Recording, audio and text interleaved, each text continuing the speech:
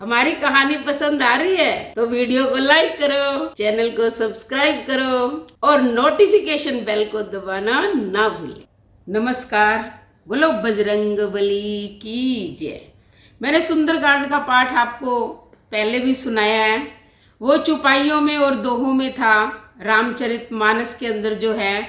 आज मैं उसी सुंदरकांड का जो है आपको भावार्थ जो है संक्षेप में सुनाने जा रही हूँ, ताकि मान लो वो आपको लंबा लगे, ज़्यादा टाइम ना हो तो संक्षेप में ये सुन भी सके। और कईयों को अवधी भाषा समझ में भी नहीं आती है तो वो हिंदी में इसे आराम से सुन सकते हैं।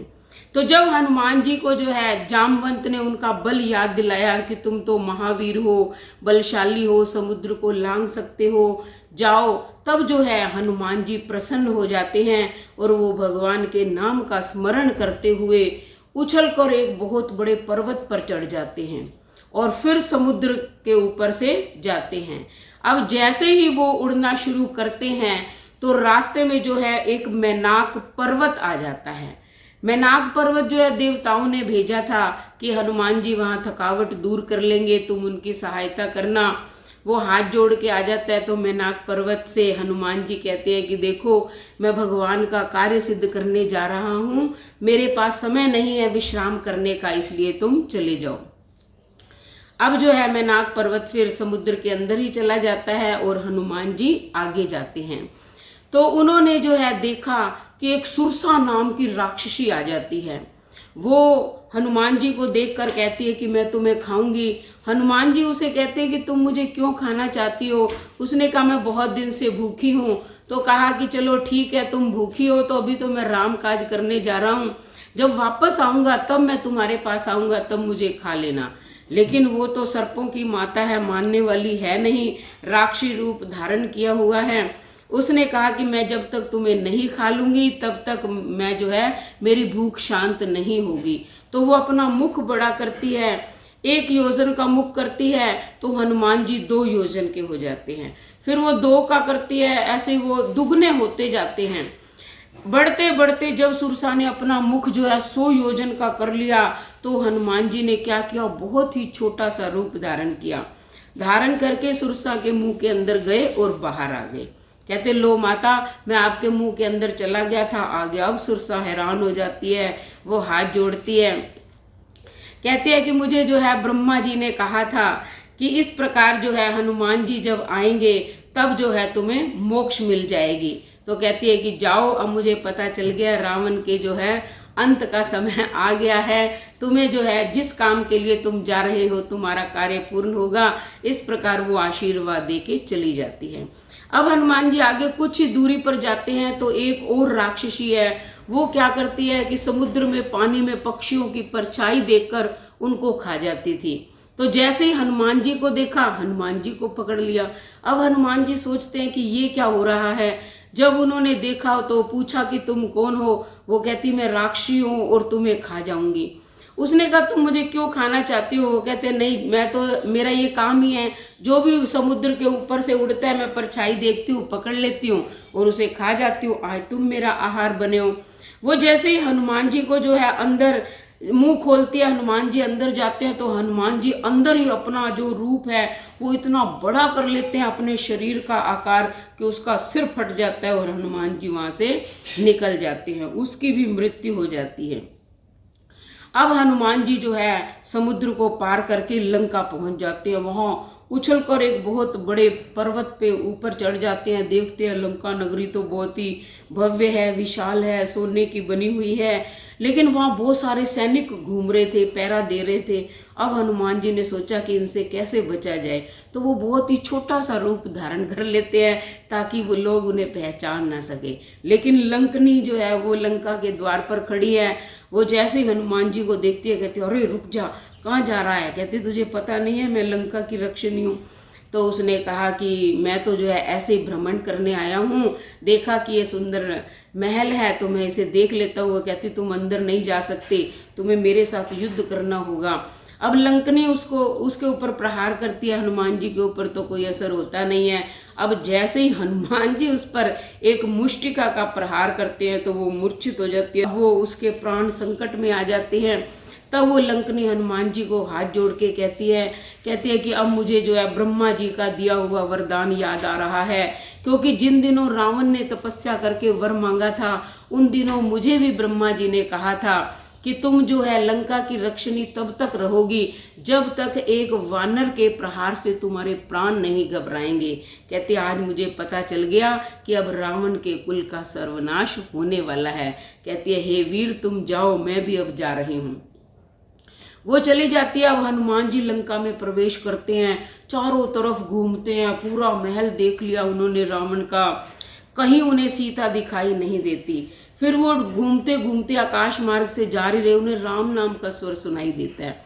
वो अंदर जाते हैं, देखते हैं तो विभीषण का घर होता है वो ब्राह्मण का रूप जो है हनुमान जी बना लेते हैं, क्योंकि ये नीति है कि शत्रु के घर अगर जाओ तो अपना वास्तविक परिचय नहीं देना चाहिए। तो विभीषण उस समय उठा ही होता है, तो वो उसे प्रणाम करता है ब्राह्मण समझ के और पूछता है कि आप कौन हो। वो कहते हैं पहले आप बताओ कि कौन हो। तो विभीषण कहता है कि मैं तो रावण का छोटा भाई विभीषण हूँ। तो वो कहता है कि तुम यहाँ कैसे रहते हो और राम नाम कैसे जाप करते हो। कहते कि तुम मत पूछो ब्राह्मण, कि जैसे दांतों के बीच में जीभ रहती है मैं ऐसे रहता हूँ। कहते लेकिन मैंने भगवान की भक्ति का वरदान मांगा था, इसलिए हमेशा राम नाम का जाप करता रहता हूँ। फिर कहते अब तो बता दो तुम अपना परिचय। तो हनुमान जी कहते हैं कि मैं तो एक वानर हूँ, मेरा तो नाम अगर कोई सुबह उठते ले तो उसे दिन भर भोजन नसीब नहीं होता, लेकिन मैं राम का दूत हूँ। तो विभीषण कहते हैं कि तुम तो धन्य हो, राम की सेवा में रहते हो। कहते हैं मेरे कब भाग्य जागृत होंगे जब मैं भगवान राम के दर्शन करूँगा। कहते वैसे तो मुझे पता है, क्योंकि वरदान के समय ब्रह्मा जी ने कहा था कि जब भगवान राम जो है अवतार लेंगे, नारायण जो है राम के रूप में अवतार लेंगे, तब तुम्हें दर्शन अवश्य होगा। कहता है इसी आशा पे मैं दिन रात राम नाम का जाप करता रहता हूँ और आज तुम्हारे दर्शन पाकर मैं धन्य हो गया हूँ। मुझे पता चल गया है कि अब मुझे भगवान के दर्शन हो जाएंगे। तब हनुमान जी कहते हैं कि हे विभीषण ये तो बता दो कि सीता कहाँ है, मैंने तो पूरा महल छान मारा।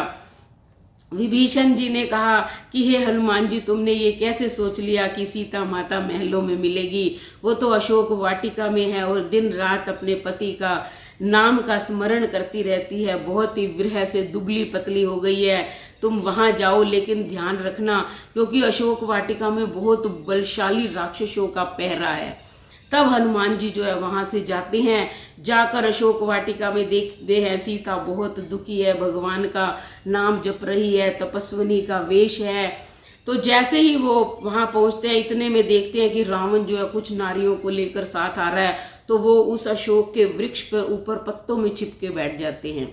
इतने में रावण आ जाता है और रावण सीता को कहता है कि तुम जो है मुझे पति क्यों नहीं मान लेती हो, तुम तो बहुत सुंदर हो, मैं मंदोदरी आदि सब रानियों को तुम्हारी जो है दासी बना दूंगा, तुम मुझसे विवाह कर लो। लेकिन सीता जो है उसकी तरफ देखती भी नहीं है। वो तिनके की आड़ में उसको कहती है कि हे दुष्ट, तू चोरी से मुझे हर कर लाया है, जिस दिन मेरे पति को पता चल जाएगा कि मैं यहाँ हूँ वो तुझे मार देंगे। अब जब ऐसी बातें रावण सुनता है तो वो ना उसे मारने के लिए तलवार निकाल लेता है। जैसे ही मारना चाहता है मंदोदरी हाथ पकड़ लेती है, वो कहती है नारी पर हाथ नहीं उठाना चाहिए, आप तो नीति के ज्ञाता हैं, क्योंकि रावण बहुत बड़ा विद्वान भी था।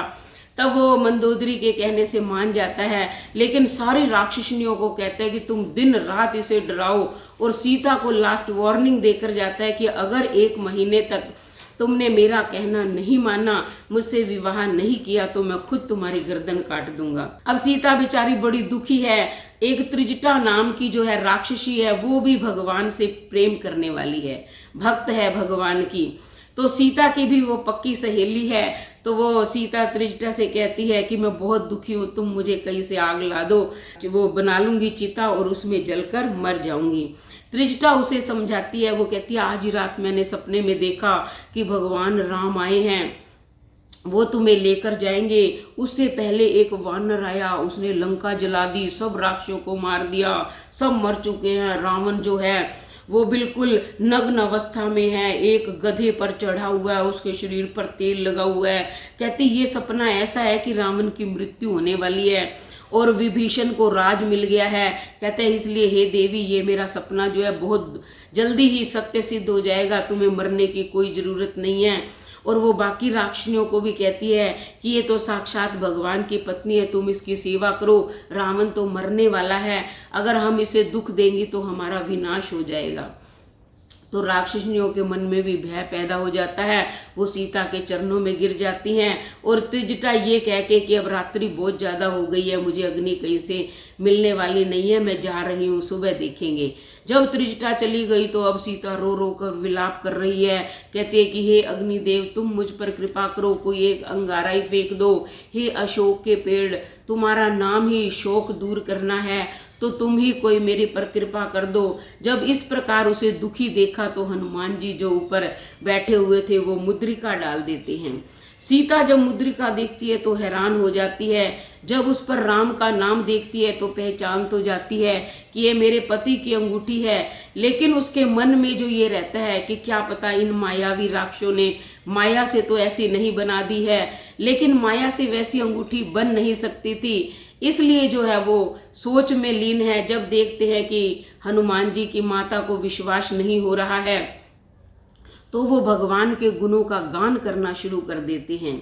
तो सीता के मन में धैर्य उत्पन्न होता है, वो कहते हैं कि तुम कौन हो जो भगवान राम के गुणों का गान कर रहे हो, तुम मुझे दर्शन दो, मेरे सामने आओ। हनुमान जी प्रकट होते हैं। एक बार तो सीता उनका ये रूप देखकर डर जाती है, लेकिन जब हनुमान जी कहते हैं कि हे माता मैं राम का दूत हूँ, मुझे भगवान की सौगंध है, मैं कोई मायावी नहीं हूँ, आप मुझे अपना पुत्र जानो, फिर वो भगवान राम के गुणों का गान करते हैं तो सीता को विश्वास हो जाता है। तो सीता कहती है कि हे पुत्र ये बताओ कि भगवान राम का तुम्हारे वानरों के साथ जो है साथ कैसे हुआ। तब वो बताते हैं, कहते हैं कि तुम्हें ढूंढते ढूंढते जब वो सुग्रीव से आके मिले, उनसे मित्रता हो गई, तब उन्होंने आपके बारे में बताया, हम तुम्हारी खोज करने आए हैं, अब प्रभु ने मुझे भेजा है। कहते ये अंगूठी भी उन्होंने ही दी है। तब सीता जो है कहती है कि ठीक है भी तुम मेरी सुधि लेने आए हो, लेकिन ये बताओ कि मेरे पति ने मेरा त्याग क्यों कर दिया, क्या वो मुझे याद नहीं करते। तब हनुमान जी कहते हैं कि हे माता वो तो आपसे भी दूना दुखी हैं, दिन रात आपको स्मरण करते रहते हैं, ना रात को ठीक से सोते हैं, ना ढंग से खाना खाते हैं। सीता की ये सुनकर नेत्रों में जल भर आता है। अब हनुमान जी कहते हैं कि हे माता मैं तुम्हें यानी कि अभी ले जाता शत्रुओं को मारकर, लेकिन क्या करूं मुझे भगवान की आज्ञा नहीं है, इसलिए ये कार्य मैं नहीं कर सकता। तब सीता ने कहा कि हे हनुमान तुम तो एक छोटे से वानर हो और ये महान बलशाली राक्षस हैं, तुम इनका संहार कैसे करोगे। तब हनुमान ने अपना महाबलशाली रूप दिखाया, बहुत पर्वत के समान बड़ा शरीर बना लिया। तब सीता खुश हो गई, हनुमान उसके चरणों में गिर रहे हैं, अनेक आशीर्वाद देती है, कहते हैं कि पुत्र तुम अजर और अमर हो जाओ। अब जब आशीर्वाद मिल गया तब हनुमान जी कहते हैं कि माता मुझे कुछ भूख लगी है, तुम कहो तो ये बहुत अच्छे अच्छे फल लगे हुए हैं, मैं तोड़ कर खा लूं। तो सीता ने कहा कि बेटा तुम खा तो लो, लेकिन रखवाली करने वाले महाभयंकर राक्षस हैं, वो तुम्हें मार देंगे। उसने कहा माता मुझे उनका डर नहीं है, बस आप आज्ञा दो। माता उसे आज्ञा देती है। अब हनुमान जी क्या करते हैं, राक्षसों की शक्ति को पहचानने के लिए और रावण का दरबार देखने के लिए फलों को तो क्या तोड़ना था, पूरे पेड़ ही उखाड़ना शुरू कर दिया। वहाँ के जो पहरेदार आए बचाव के लिए तो उनको भी मार मार कर भगा दिया। कुछ बचे कुचे रावण के दरबार में गए, कहा महाराज एक वानर आया हुआ, अशोक वाटिका पूरी उजाड़ दी है। तब रावण जो है अपने पुत्र अक्षय कुमार को भेजता है, हनुमान जी उसे मार देते हैं।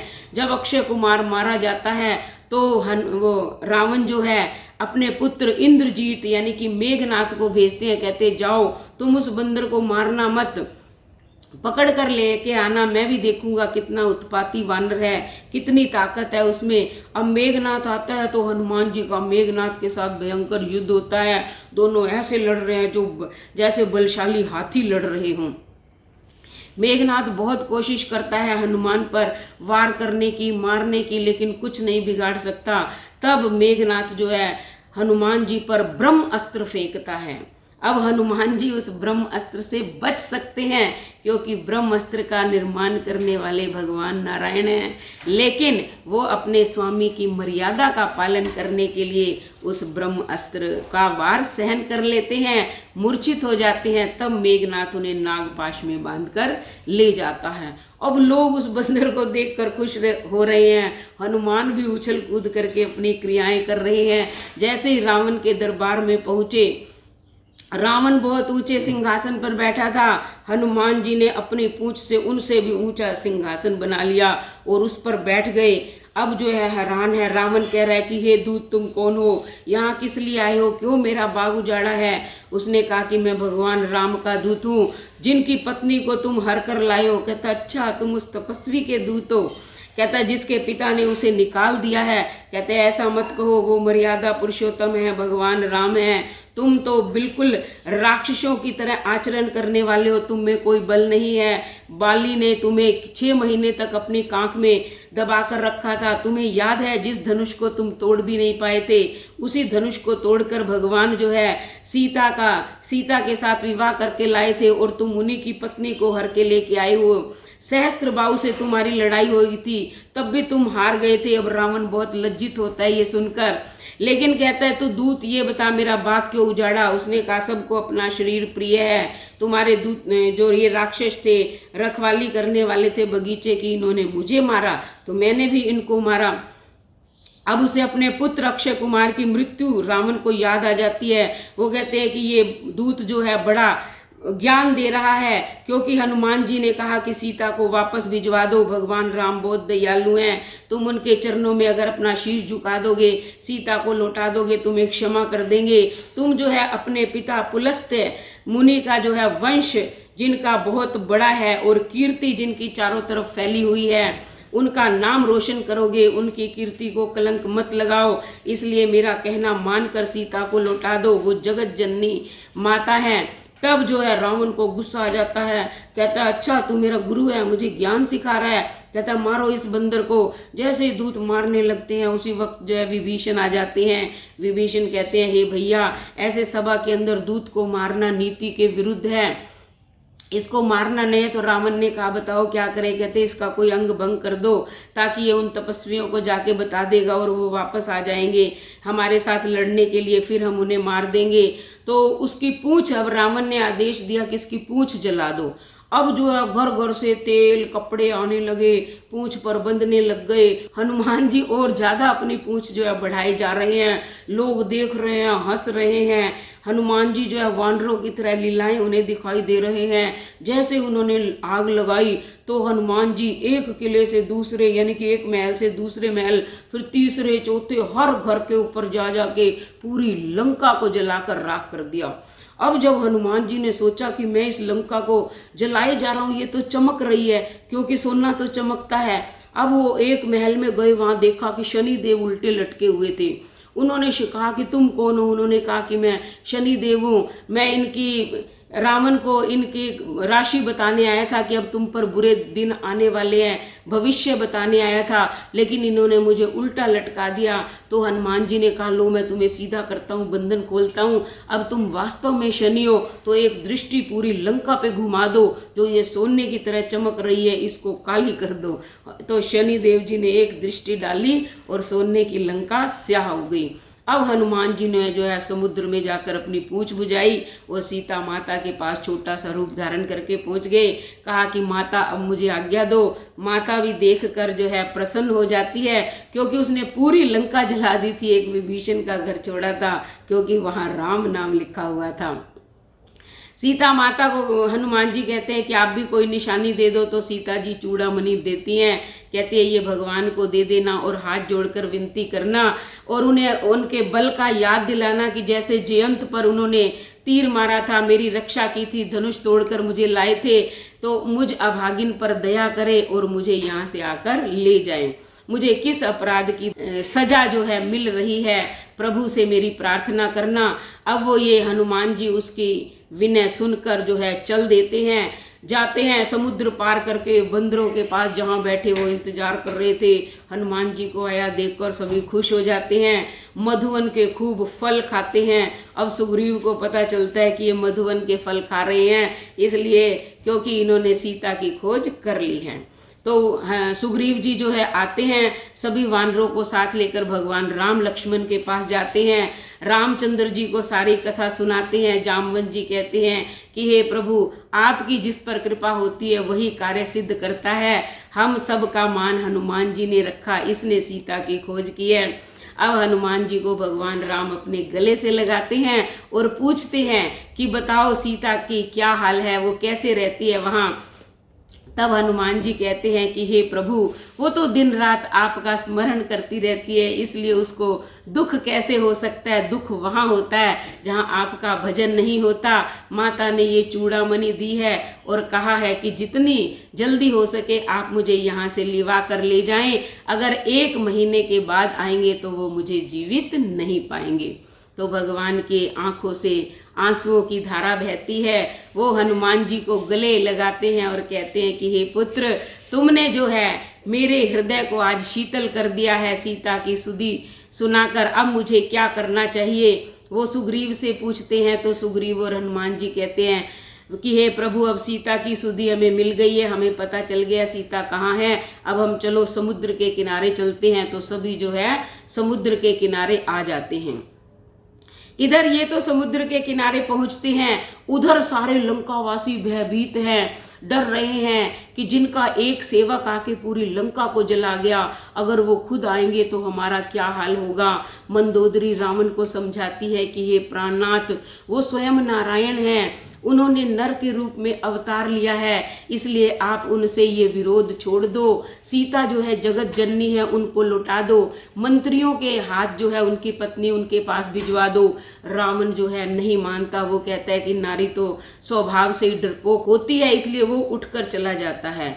जाकर सभा में बैठता है तो मंत्री भी उसकी हाँ में हाँ मिलाने लग जाते हैं। कहते हैं आपने तो देवताओं को जीत लिया, आपको कौन हरा सकता है, और वो तो तपस्वी हैं, इसलिए चिंता करने की कोई जरूरत नहीं है। इतने में विभीषण सभा में आ जाते हैं। विभीषण अपने भाई को समझाते हैं कि हे भैया, जिन्हें तुम साधारण मनुष्य मान रहे हो वो साधारण मनुष्य नहीं है, वो भगवान है। आप कहना मानो और सीता माता को उनके पास भिजवा दो, तभी हमारी जान बचेगी, वरना पूरे राक्षस कुल का वो संहार कर देंगे। माल्यवंत जो उनका बुद्धिमान मंत्री था, उसने भी समझाया कि विभीषण नीति की बातें कह रहे हैं, लेकिन रावण के सिर पर तो मौत जो है वो मंडरा रही थी, वो किसी का कहना नहीं मानती। और विभीषण को कहते हैं कि तू उन तपस्वियों की बातें करता है, मेरे राज्य में रहता है, मेरा नमक खाता है और उनका गुणगान करता है। तो उनके विभीषण के लात मारता है रावण, कहता है जा, जिनके गुणगान करता है उन्हीं के साथ जाके मिल जा। विनाश काले विपरीत बुद्धि। अब विभीषण जो है वहां से चलते हैं कुछ अपने मित्रों को साथ लेकर, तो वो तो आकाश मार्ग से वहां चले जाते हैं जहां भगवान राम लक्ष्मण है। इधर विभीषण के जाते ही रावण की पूरी सभा जो है श्रीहीन हो जाती है, मानो वहां सारा वैभव ही खत्म हो जाता है। जब वानरों ने देखा कि कोई शत्रु का दूत आ रहा है तो कुछ वहां वानर जाकर देखते हैं, तो उन्होंने कहा कि रावण का भाई है विभीषण, वो भगवान राम से मिलना चाहता है। तो सुग्रीव ने आके राम को बताया, तो भगवान राम कहते हैं कि तुम उसे यहाँ ले आओ। लेकिन सुग्रीव कहता है कि शत्रु का भाई है, हो सकता है हमारा भेद लेने आया हो, इसलिए हमें उस पर विश्वास नहीं करना चाहिए। तो राम समझाते हैं, कहते हैं अगर वो भेद लेने आया है तो लक्ष्मण ही उसको मार देगा, और अगर वो मेरी शरण में आना चाहता है तो मुझे उसकी रक्षा करनी पड़ेगी, क्योंकि शरण में आए हुए को जो त्याग देता है तो उसे तो करोड़ों वर्ष जो है रोरव नरक जो है भोगना पड़ता है, और मैं तो स्वभाव से ही दयालु हूँ, इसलिए तुम आदर सहित ले आओ। तब हनुमान जी भी कहते हैं कि हे प्रभु, वो तो आपका भक्त है। तब आदर सहित विभीषण को वो ले आते हैं।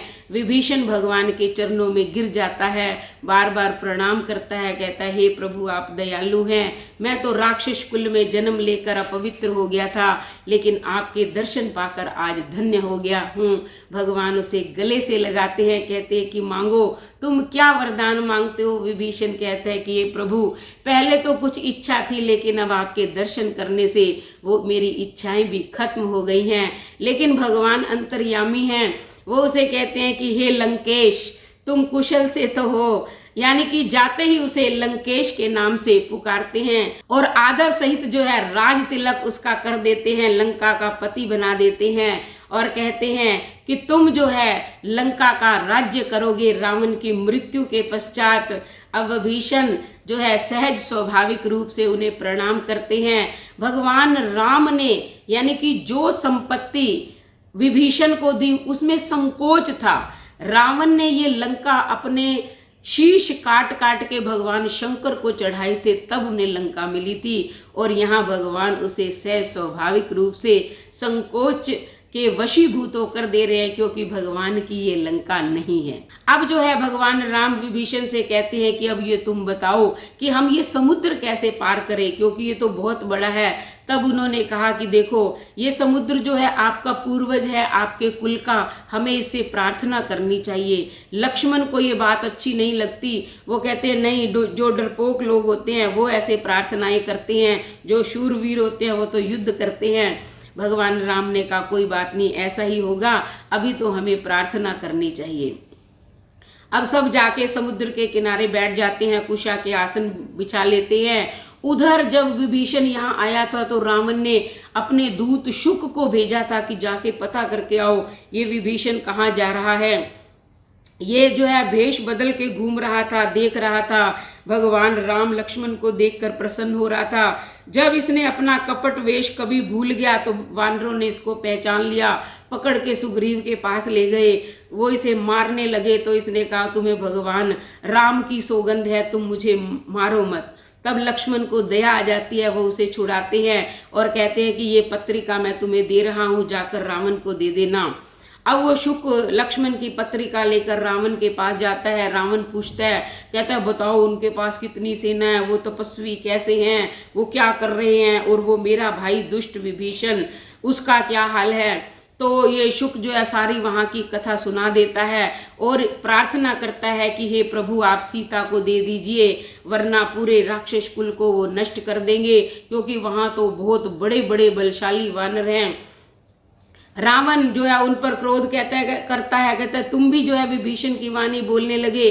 तब जो है शुक लक्ष्मण की पत्रिका सुनाते हैं तो बहुत ही हैरान हो जाता है। कहता है अच्छा अब ये लोग ऐसा चाहते हैं, कहता है कि मैं जो है किसी भी हालत में सीता को नहीं दूंगा। लेकिन शुक बार बार प्रार्थना करता है कि हे प्रभु जब तक आप सीता को नहीं दोगे तब तक जो है किसी की भी जान नहीं बचेगी। वो तो युद्ध की तैयारी कर रहे हैं, समुद्र के किनारे पहुंच गए हैं। तब रावण भी क्रोधित होकर उस शुक को भी भेज देता है कि जाओ तुम भी उन्हीं के पास चले जाओ। अब शुक जो है भगवान राम के चरणों में आकर गिर जाता है। ये शुक जो है पहले मुनि था, लेकिन अगस्त मुनि के श्राप के कारण राक्षस हो गया था। अब भगवान के दर्शन करके इसे वही अपनी मुनि की जो है योनि मिल जाती है। अब भगवान को वहाँ बैठे समुद्र के किनारे 3 दिन बीत गए थे। जब उसने नहीं सुनी तब जो है भगवान राम ने कहा हे लक्ष्मण लाओ मेरा वान लाओ, ये समुद्र मानने वाला नहीं है। जैसे ही भगवान राम ने वान का संधान किया तो सागर जो है आरती का थाल सजाकर आ जाता है और भगवान से प्रार्थना करता है कि हे प्रभु मेरी कोई गलती नहीं है, आपने ही मेरा स्वभाव जो है वो जड़ बना रखा है। तब भगवान कहते हैं कि बताओ हम समुद्र को कैसे पार करें। तब उसने कहा हे प्रभु आपके तो संकेत मात्र से ये समुद्र सूख जाएगा, ये मुझे पता है, लेकिन मेरा भी यश बना रहे और मेरी मर्यादा भी बनी रहे ऐसा कोई उपाय करो, आपका वचन भी झूठा ना हो। समुद्र कहता है कि जो ये नल और नील तुम्हारी सेना में है इनको वरदान मिला हुआ है कि ये भारी से भारी पत्थर को भी अगर स्पर्श कर लेंगे तो वो पानी के ऊपर तैरने लगेंगे। तो आप एक पुल बांध दो ताकि ये सारी सेना पार हो जाए। तो ये उपाय बताकर जो है समुद्र जो है चला जाता है और भगवान राम जो है वो सभी को आज्ञा देते हैं कि अब जो है तुम पत्थर लेकर आओ और नल नील के हाथ से जो है समुद्र में डलवाओ ताकि हम पुल बांध कर जो है समुद्र को पार कर सके। जय श्री राम। तो ये सुंदरकांड का पूरा जो है भावार्थ मैंने आपको समझा दिया है। आप जो है इसका पाठ कर सकते हैं, क्योंकि ये कहानी की तरह मैंने सुनाया है और आप सबको समझ भी आता है। जो भी सुंदरकांड का प्रतिदिन पाठ करते हैं, भगवान सभी उनके कष्टों को दूर कर देते हैं। जय श्री राम। अगर ये पाठ आपको पसंद आया हो तो चैनल को सब्सक्राइब करें, लाइक करें, शेयर करें, कमेंट करें और बेल आइकन के बटन को अवश्य दबाएं, ताकि इसी प्रकार के अगली कोई कहानी है, वीडियो है, पाठ है, उसका नोटिफिकेशन आपको सबसे पहले मिल जाए।